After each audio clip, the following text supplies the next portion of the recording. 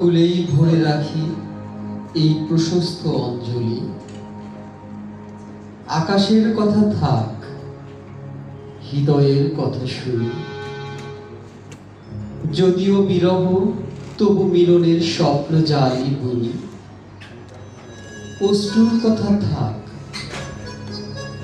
আবেগের কথা শুনি। সহস্র রাত কেটে যাক, দূর আকাশের তারা গুনিব। গরিমার কথা থাক, বিনয়ের পার্থে।